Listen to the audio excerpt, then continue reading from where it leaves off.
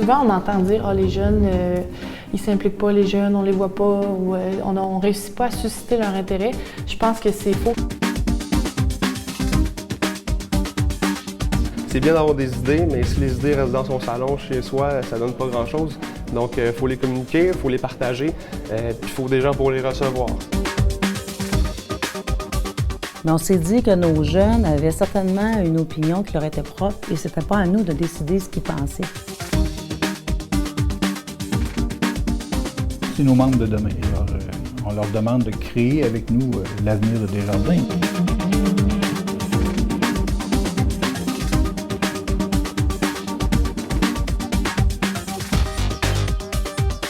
On s'interrogeait comment rejoindre ces clients-là, comment être plus proche de nos jeunes, de savoir qu'est-ce qu'ils avaient besoin, comment on faisait la continuité.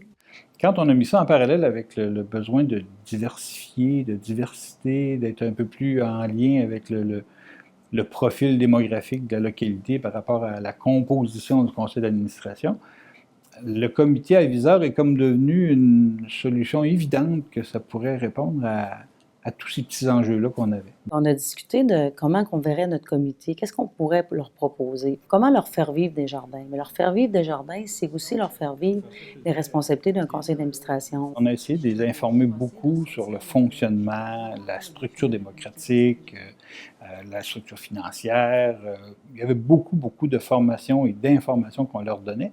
Dès la première rencontre, M. Genet, la première chose qu'il nous a dit, il dit « Je vous cacherai pas qu'aujourd'hui, à partir de maintenant, on fait la glace à mesure avec vous. » Donc, il y avait vraiment tout un aspect créatif aussi derrière ça qui m'intéressait vraiment. Donc, qu'est-ce qui manque, mais par des gens qui habitent ici? On a sur le comité aussi bien des jeunes du cégep que de l'université, des jeunes qui sont présentement sur le marché du travail ou encore aux études. Donc, ça nous donne vraiment une panoplie de visions puis d'idées différentes.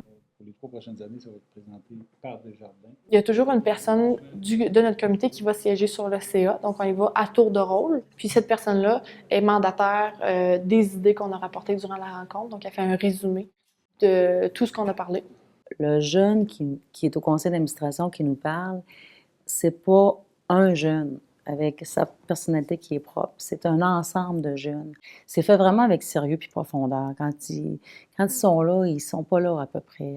Ils sont intéressés puis ils veulent participer. On mise vraiment beaucoup sur l'engagement des membres du comité jeunesse.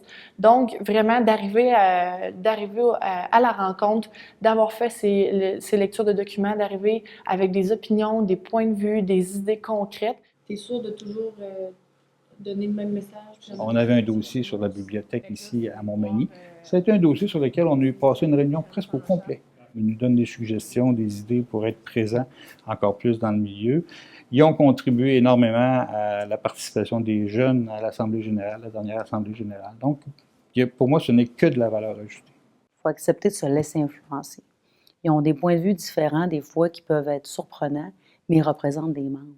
Leur discours, c'est un discours de membres. Alors, des fois, on a eu des dossiers qui nous ont complètement fait changer d'avis dans des décisions. Juste au niveau des commandites, moi, ça m'a permis d'avoir un horizon complètement différent. Quand un jour, j'ai entendu un jeune me demander c'était quoi une fabrique.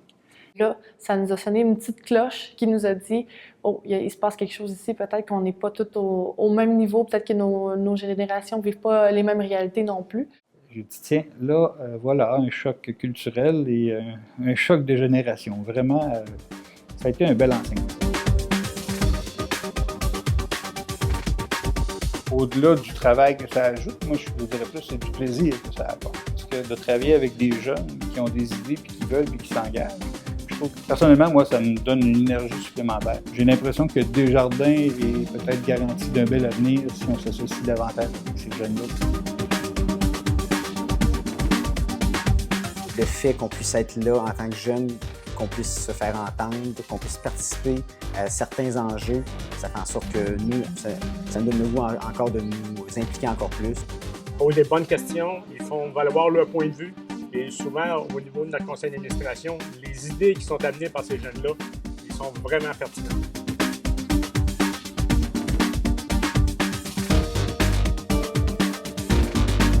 J'ose prétendre, oui, que c'est à l'avantage de Desjardins d'avoir dans plusieurs caisses des comités à visage jeunesse parce que c'est une façon de rejoindre directement notre génération. Puis c'est une façon aussi, je pense, de les retenir.